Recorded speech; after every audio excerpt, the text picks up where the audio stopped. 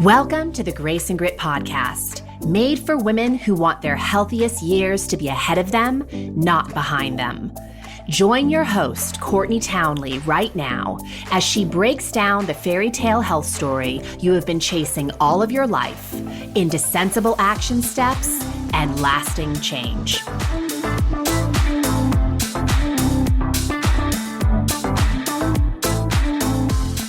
Hello, and welcome to the Grace and Grit podcast. This is your host, Courtney Townley. As always, I'm thrilled to have you here. And the last episode of the show, I introduced the idea that we have to get our focus off of weight being the problem to all of our health challenges. Because a lot of women that I work with like to hyper-focus on their weight being the problem. Your weight is not the problem. It might be a symptom of a problem, but it is not the problem. And then I proposed what the actual problems might be in that episode. So a quick recap, we talked about confused chemistry being a problem. When we send messages to our chemistry via our lifestyle choices, we can experience a lot of chemical disruption. And of course, chemical disruption is going to express itself in the human body in a lot of unhelpful ways. We also talked about the way you approach behavior change can also be a problem because the way you approach behavior change can be very stressful. And what I mean by that specifically is you're either overly ambitious in your strategy or you have no strategy at all, both of which create stress. Stress induces a cascade of disrupted chemistry. We also talked about the impact of our mindset and how the inability or unwillingness to parent your brain, to take responsibility for the way you are relating to the world and to yourself, can also induce a lot of unnecessary stress, which of course then impacts chemistry. And then the final thing that we talked about was the challenge that we face when we have a low capacity for emotional agility. And what I mean by that is when we do not have the tools or the skill sets to process and allow emotion to move through our body, we behave in ways that disrupt our chemistry, but also we harbor a lot of unnecessary tension and stress because we can't move that emotion. So all of these things contribute to the total stress load of the human body. And the total stress load of the human body is directly connected to the state of our chemistry. So I want to give you a couple concrete examples of how all of these pieces are really connected. Because improving one of these areas will actually improve all of these areas. And here's how that plays out, like a couple examples of that. If you don't allow yourself to feel certain emotions, like frustration, like disappointment, like sadness, and instead you look for ways to resist, avoid, or numb those emotions when they show up, you'll do things that temporarily make you feel better, like eat, like drink, like get a dopamine hit from being on social media. But those things compounded over time really jack up our chemistry. And when I say chemistry, I'm specifically referring to our hormones, which are the government of our body. And then, of course, when our hormones are all over the place, it's really challenging to parent our brain, even if we have the best of intentions, because we tend to be more reactive. We also have a lot less drive and motivation to do the things that we've called ourselves to do. Another example of how dysregulation in one of these areas can impact all of the others is that if you're living your life out of alignment with what you say you want because you don't have boundaries or you aren't really great with time management, you may find yourself spending an awful lot of time beating yourself up because you're not living in alignment with what you say you want. And when we beat ourselves up, essentially what we're doing is we're creating a lot more stress, unnecessary stress, which, of course, disrupts our chemistry. We become more reactive. We want to feel better, so we reach for a lot of things that don't actually nourish us, but temporarily make us feel a little bit better. And that too further disrupts our chemistry. So on this cycle goes. So you could quite literally focus on any one of these things to improve all of these things. Because ultimately what we're talking about is unpacking the stress of your life. And today I want to go a little bit deeper into the first bucket, which is confused chemistry. So when I say chemistry, what I really mean is the inner workings of your cells. At the most foundational level, you are a compilation of trillions of cells. Cells make up every tissue, organ, and system in the human body. And the word metabolism really refers to the processes that happen within your cells. I know we love to think about metabolism as just energy in, energy out, but that is such a drastic oversimplification of what metabolism actually is. Metabolism is all of the chemistry that keeps you alive and keeps you thriving. And a big part of that chemistry, of course, are hormones. And when hormones get confused or disrupted or dysregulated because of our lifestyle choices, our cellular function becomes subpar. So our cells can't get toxins out as easily. We can't get nutrients in as easily. Our cells can't create energy as easily. They can't send messages as easily. And then you experience that subpar chemistry as low energy, high reactivity, maybe even depression and anxiety, weight gain, and a lot of other symptoms. Now, of course, biochemistry is highly complex. And while there are a lot of things outside of your control that impact your chemistry, like your age, like your genetics, like environmental factors, there is so much that you can control in keeping harmony within your chemistry. And that's really what I want to remind you of today. But first, let me say this. I realize that honoring your chemistry can feel like an awful lot of work when you don't have a regular practice of doing it.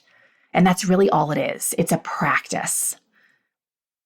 And it's really important to remember that self-care, taking care of your chemistry, honoring your chemistry, is not the purpose of your life.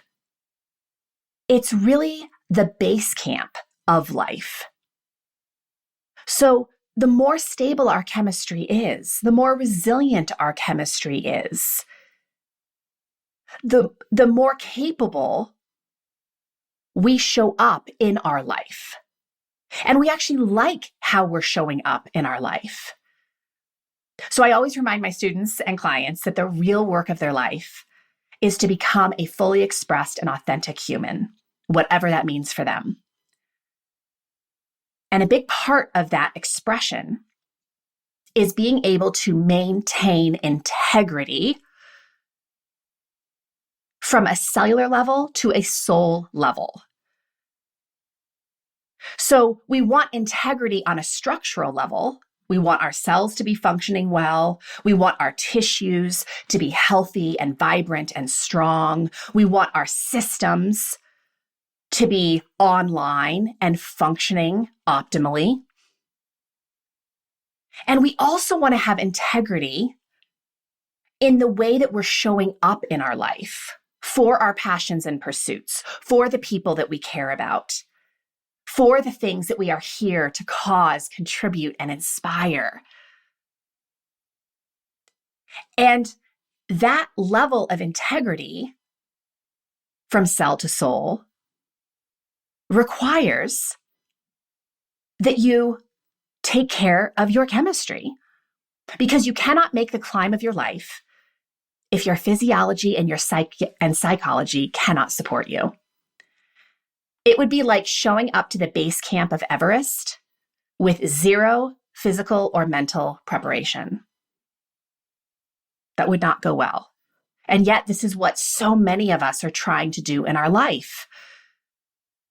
We're trying to show up for big things in our life without the conditioning and the resilience to be in those spaces and places in a way that we feel good about. So I coached a client the other day. I thought this was really interesting. We were talking about clutter, just clutter in her space that was just feeling like it was something that was very out of alignment for her. And what she was really able to see by the end of our session together is that her clutter in her environment is taking up precious resources that she could be dedicating to the things that she really cares about. It's costing her integrity. It's affecting her on a chemical level because it's creating stress in her life. And so we really talked about this idea, this way of thinking about cleaning up her clutter, not as another to-do, right? Because when we think of it as another to-do, it's the last thing we want to do, because nobody that I work with needs more to do. But when we look at the task of cleaning up clutter through the lens of her reclaiming her resources, removing stress from her life so she can actually put those resources to the things that she truly cares about, it completely shifts the way she shows up for that activity. So making decisions on the regular that allow your chemistry to function easily and effectively really conditions you to show up in the most powerful way to do the real work of your life. And you know what that work is, the real work of your life, right? It's like your heart song, the things that you're kind of drawn to in terms of the missions and the aspirations and the contributions you want to make. And to more easily do those things, we have to dedicate our precious resources, like time, energy, and mental bandwidth, to those things. And our biochemistry, taking care of our chemistry, is the most basic level of doing that. That's why I call it base camp. Now, if you've been around the Grace and Grit sort of space for a while, you have probably heard me talk about 5 to Thrive, which is a 5-part video series where I kind of go into, pretty deep discussion about what I consider to be the fundamentals of taking care of your chemistry. And 5 to Thrive was created several years ago. And so I want to update some of the principles within those lessons here today. So if you haven't listened to the series, it doesn't matter. But if you are interested in watching the series, because I think that information is always really helpful, you can check it out by going to graceandgrit.com/5 to Thrive. So one of the first elements that I discuss in the space of balancing our chemistry and honoring our chemistry is granting yourself permission to restore, to rest. And yes, this speaks to the importance of sleep, of course, because the magic of healing and restoring biochemistry happens when we're sleeping. Largely, not only, but largely. But permission to restore also refers to slowing down, not living life so fast and furious all the time, which is really uncomfortable for an awful lot of people, because we've been conditioned to believe that our worth is wrapped up in our productivity. that we have to hustle to be successful. And so slowing down requires, for a lot of people I work with, the willingness to lean into discomfort because it's not their standard mode of operation. And anything that we don't do consistently is going to feel uncomfortable. But the value of slowing down is that it helps us to not feel or not generate so much stress all the time. It's literally a way of decompressing our nervous system. And remember, your nervous system, in sort of the most basic way, is these sort of two branches, parasympathetic and sympathetic. Sympathetic is fight or flight, parasympathetic is rest and digest. And I would say a large volume of the world is living in a chronic state of sympathetic nervous system activation, which jacks up our chemistry. It literally sort of ignites cortisol and other hormones to get us very alert. And it's very costly for the body to have that kind of response. And being in that kind of response all the time, of course, has a cost because it starts to break us down. We're meant to oscillate between sympathetic nervous system activation and parasympathetic nervous system activation, but we're not oscillating. What we're doing is we're pushing the gas pedal down on the sympathetic nervous system, and we're keeping it pressed down all the time, which is leading to burnout. It's leading to all kinds of chemical disruption, which then, of course, results as a lot of different symptoms in our life. The other thing that I want to speak to about this permission to restore is one of the ways we can do this is by reducing the number of decisions that we make in a day. By being very clear on our values and priorities, and making sure that the bulk of our day is spent on those things. And we eliminate things that are not that. And I've done a lot of episodes about the power of making decisions in advance based on your values and priorities, because decision making is a lot of work for your brain. And so when we extend ourselves the grace of making less decisions, we're actually building in restoration. And some of you listening to this aren't making decisions, right? You live in this constant space of indecision, which is exhausting, very taxing. Some of you make decisions, but then you never set boundaries. You don't set boundaries with yourself. You don't set boundaries with others. And so you end up exhausting yourself. The next thing I think is really important to speak to in terms of the basics, this base camp idea of how we can really honor chemistry so we can get to the real work of our life, is of course we have to nourish ourselves. And in that 5 to Thrive video series, of course, I talk about nourishing the body by eating real food. But today I want to elaborate on this concept of nourishment, because nourishment isn't just about food. It's about fueling all of the senses, nourishing all of the senses. Because so often, we turn to food for nourishment with something that can't be satisfied through food. In other words, what we're really hungry for a lot of the time is rest and connection and play and depth to our life. And when we aren't nourishing ourselves on those levels, it's really easy to turn to food to try and fill that void.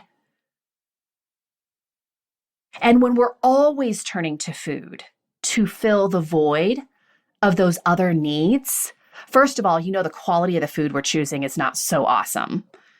When we turn to food for reasons other than hunger, we're not making awesome choices with food. And then, of course, that wildly disrupts our chemistry.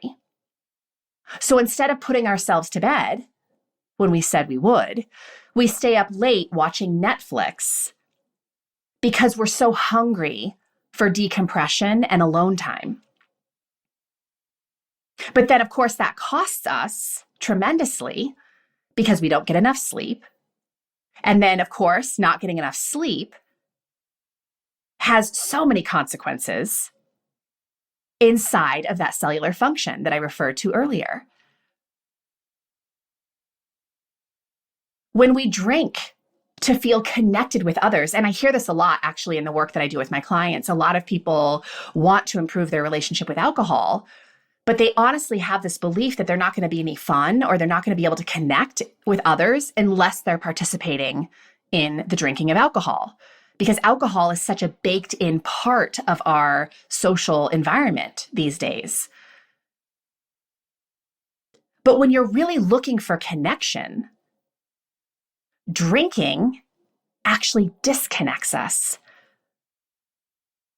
right? Because we aren't authentically who we are when we're drinking.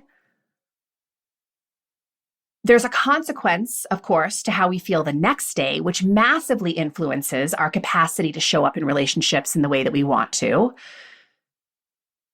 So all of this to say, nourishing our senses, all of our senses, is so important to stabilizing our chemistry. So stay awake to what you're consuming visually, audibly, right? Like contact with other people, contact with your environment. What are you eating? Why are you eating? You can learn a lot about yourself by staying awake to that. The next thing I want to just mention is movement, which I have done so many podcasts on. Specifically, I've done a lot of podcasts about the importance of movement as it pertains to the health of our biochemistry. But taking this a step further, in order to keep our chemistry in harmony, stabilized, we also need to move our emotions, which just means that we need to feel our emotions. Because if we don't, right, we try to resist our emotions, which is an awful lot of work. We try to avoid our emotions by tapping into substances that aren't so awesome for our chemistry. We try to numb our emotions with those same substances. And all of those things disrupt our chemistry even further. It doesn't really solve the problem. So moving our emotions, which really means that we just allow ourselves to feel the full spectrum of human emotion, is just as important as moving the human body to keep our tendons and muscle tissue and blood flow really healthy. Movement also refers to moving your life, taking risks, going after the things on your heart, renovating your life when you feel like something is no longer nourishing your life. So again, it goes back to that making decision bit that I spoke to earlier. And moving our life often requires getting uncomfortable because we aren't exactly sure how it's going to turn out. So there's a level of discomfort we have to be willing to experience. And if we aren't willing to move our life, to lean into discomfort, we risk stagnation. And I always say stagnation is where things go to die, not to thrive. The next layer of this sort of chemical balancing conversation, which again is the base camp of life, is connection. This past month, I have taught a masterclass inside of Rumble and Rise, my private membership community, all about connection. And it was so powerful for me to do the research for this masterclass, but also for the members. I've taught masterclasses on all kinds of topics, and this is one that I think is so timely and so needed and really seemed to resonate with a lot of people. When you take time to engage in meaningful connections in your life, you feel better because you literally promote and ignite a cascade of chemicals that promote well-being rather than deplete your well-being. So when you are connecting with yourself, with your environment, with other people, you are releasing chemicals like serotonin and oxytocin and endorphins and dopamine. And all of these things help us to feel good naturally, so we aren't having to reach for things that make us feel better temporarily, but then cost us our health down the road. So connecting with yourself, with your environment, with other people is a really powerful way to bring pleasure into your life in a way that serves your well-being. And when we don't feel connected, the cost is steep. We get reactive. We seek validation from other people. We work really hard to people please. We use those false pleasures, right? Like really concentrated things to manage our emotional landscape, like the sugar, like the alcohol, like the Netflix. And we even outsource our life choices to other people, right? We look to other people to tell us how to live our life. And all of that's very dangerous because it doesn't really fulfill us. It doesn't really meet our nutrient need. The final thing I want to say, and again, I've done a lot of podcasts on this, so I won't spend a lot of time here, but I have to say that a piece of this base camp conversation, taking responsibility for honoring your chemistry, is the willingness to parent your brain, the willingness to develop a growth mindset. Because how you perceive the world and your place in it, the way you think about yourself, your life, and what happens in your life massively impacts your chemistry. And it can impact your chemistry in ways that are really helpful, or it can impact your chemistry in ways that's really harmful. And this past week on Instagram, I actually shared a story of something that was so close to massively disrupting my chemistry. And I shared the story because I just wanted to give people an example of how easy it is to make choices in our thinking that really cost us on a chemical level. And the story was this. I was walking my dog last week. It was about 10 days ago at a park down the street. And we had just finished our walk. And an older woman had pulled up next to me in her car. And she was looking a little distressed. So I asked her if there was anything I could help her with. And she said she forgot her leash to walk her own dog. So I offered her mine.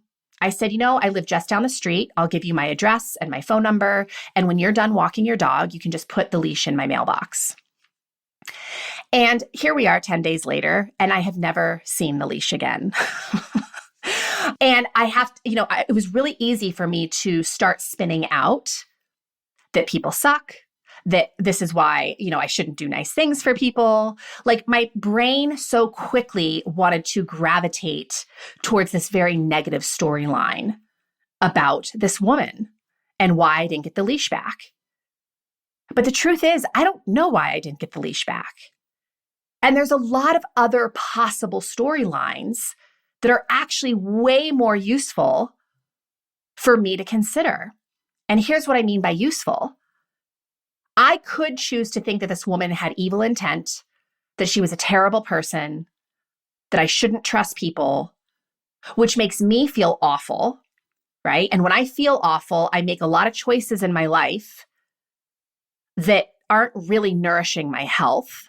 I want to eat chocolate. I want to drink alcohol. I want to kind of zone out in front of TV, all the things, which doesn't help me in any way. So I was able to sort of coach myself through the moment and remind myself, Courtney, it could also be true that she got confused. Maybe she left the leash in someone else's mailbox. How nice for them. Maybe something happened to her. Maybe she really needed a leash. I don't necessarily agree with her taking it if that was the case. But hey, if it means her dog's going to get walked, I'm willing to make that contribution. And when I turn my head to all these other possibilities of what could also be true, I give myself the grace of taking my foot off that gas pedal of stress, right?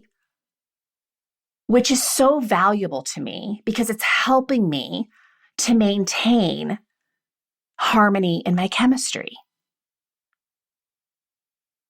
So when you find yourself spinning out about something you've done, someone else's behavior, something that's happened in your day, and you start to see that it's leading you to wanting to behave in ways that take you out of integrity with yourself, consider the other possibilities. Consider what also might be true, because it can go a long way in helping you to honor your chemistry in a way that supports you rather than depletes you. So quick recap. Honoring our chemistry is the base camp of doing life. If we don't honor our chemistry, we cannot make the climb of our life. We cannot show up as our best selves to the things that we really care about. So honoring chemistry looks like permission to restore. It looks like nourishing all the senses. It looks like moving your body, your emotions, your life. It looks like connecting, taking time to connect with yourself, with your environment, with other humans. And it also requires that you parent your brain, that you take responsibility for the storylines you are attaching to the things that happen in your life. And if you do these things, the byproduct is a happier and healthier human. And happier and healthier humans do a hell of a lot more good in the world. So if you are someone who this resonates for, and you really need some help developing practices, developing skill sets around these types of things, consider coming into Rumble and Rise. You can check out all the details of the space by going to graceandgrit.com/ready to rumble. I hope you have a wonderful day. I'll see you again soon. Take care.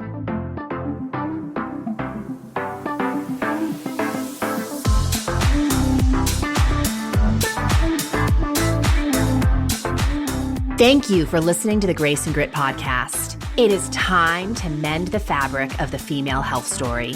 And it starts with you taking radical responsibility for your own self-care. You are worth the effort. And with a little grace and grit, anything is possible.